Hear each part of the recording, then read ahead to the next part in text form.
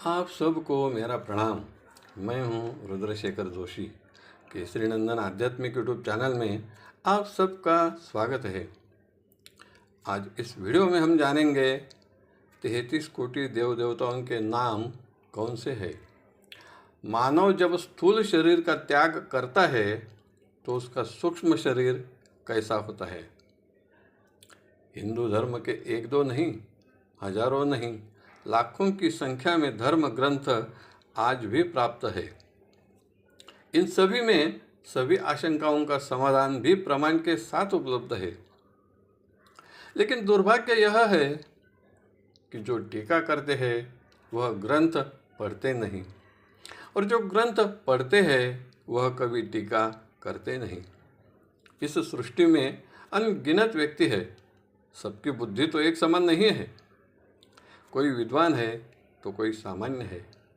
हर व्यक्ति की बुद्धि जहाँ तक पहुँचती है वह वहीं तक सोचता है, और जो बुद्धि से परे हो जाता है वह छोड़ देता है।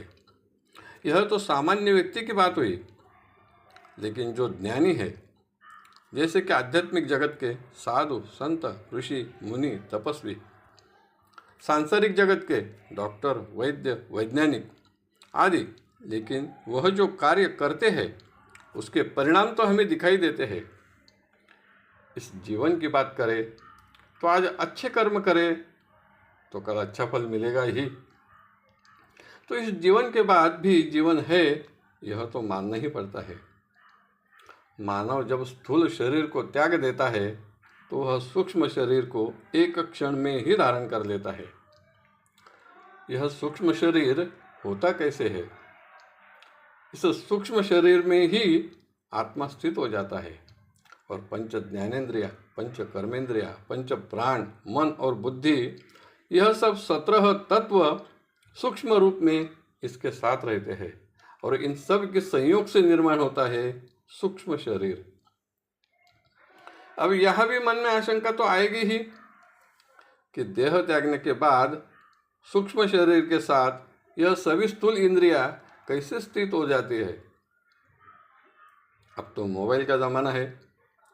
किताब तो प्रत्यक्ष रूप से स्थूल होती है, लेकिन वही किताब मोबाइल में सूक्ष्म रूप में भी स्थित होती है, और हमें जब जरूरत पड़े तो उसकी प्रिंट निकालकर उसे फिर से स्थूल रूप में प्राप्त कर सकते हैं।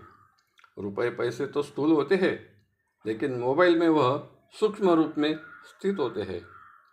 लाखों के व्यवहार तो अब मोबाइल से ही होते हैं, और जब कभी स्थूल रुपए की जरूरत होती है तो बैंक से या एटीएम से पैसे प्राप्त भी कर सकते हैं।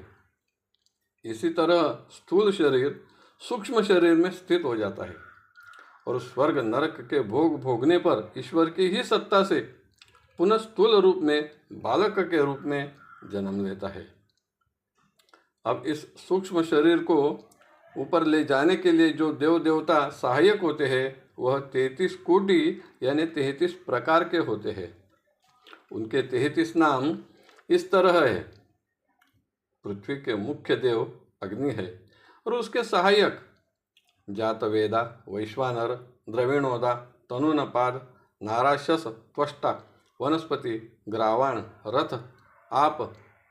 अंतरिक्ष के मुख्य देव वायु है, उसके सहकारी वरुण, रुद्र, इंद्र, पर्जन्य, बृहस्पति, यम, मित्र, क, विश्वकर्मा, सविता। द्युलोक के मुख्य देव सूर्य है, उनके सहकारी अश्विनौ, उषा, सूर्या, त्वष्टा, सविता, भग, पूषा, विष्णु, यम, एकपाद। इस प्रकार जीवात्मा को पृथ्वी से प्रस्थान करने के लिए और यमलोक स्वर्गलोक तक ले जाने के लिए यह सब देव देवता सहायक होते हैं। इसकी पुष्टि अथर्ववेद में 19वें कांड में 27वें सूक्त में वर्णित है, और यह सब जानकारी परलोक और पुनर्जन्म ग्रंथ में वर्णित है। आज के वीडियो में तो बस इतना ही। फिर भी मन में यह आशंका तो रह जाती है कि क्या सूक्ष्म शरीर के साथ केवल मन, आत्मा और बुद्धि ही रहती है, या और कुछ रहता है? जी हाँ, बहुत कुछ रहता है, और बालक जन्मते से ही वह सब अपने साथ सब कुछ लेकर आता है। क्या साथ रहता है और बालक क्या लेकर आता है, देखेंगे अगले वीडियो में। वीडियो पसंद आया तो ज़रूर लाइक करें, शेयर करें, सब्सक्राइब करें। धन्यवाद। नमस्कार। जय केसरी नंदन।